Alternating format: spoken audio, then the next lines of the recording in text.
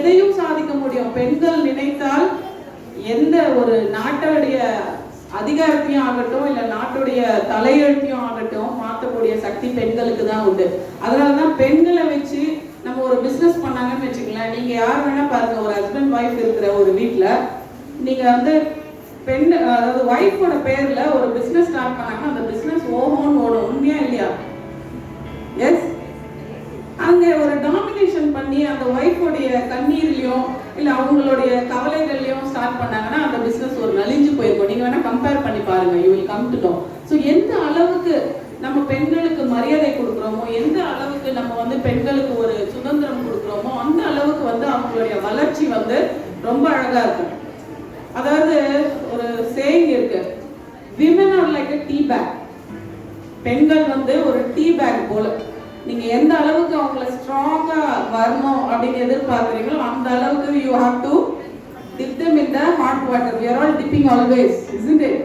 So that's why we are all more stronger and strongest women in the world, I can say.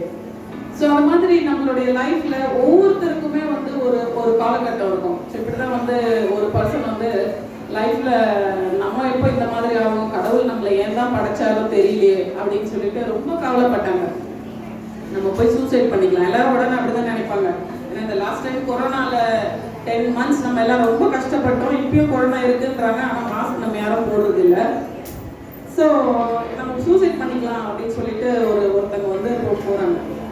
அப்போ ஒரு மலை உச்சிக்கு போயிட்டாங்க, சரி கீழே விழுந்து செத்துடலாம் அப்படின்னு சொல்லி போகும்போது அங்கே ஒரு கை இல்லாத ஒரு மனுஷன் ரொம்ப சந்தோஷமா எகிரி குச்சிட்டே இருக்காங்க.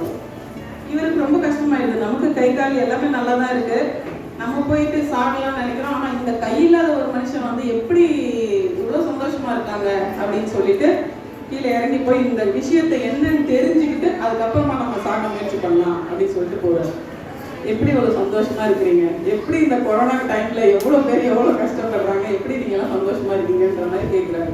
அப்போ அவர் சொல்றாரு, நானும் ரொம்ப மனசு ஒடிஞ்சு சாக்கலான்னு வந்தேன், ஆனால் எனக்கு எறும்பு கடிக்குது, அதனால என்னால் என்ன பண்ண முடியும்னு தெரியலையே அப்படின்னு சொல்லிட்டு, சரி வா நம்ம வந்து 2 பேரும் இப்போ குழப்ப ஆரம்பிச்சிட்டாங்க, நம்ம லைஃப்ல என்னதான் பண்றதுன்னு தெரியலையே. ஏன்னா நெகட்டிவ் ஃபீலிங் வந்து நம்ம எல்லாருக்கிட்டையுமே நிறைய இருக்கு.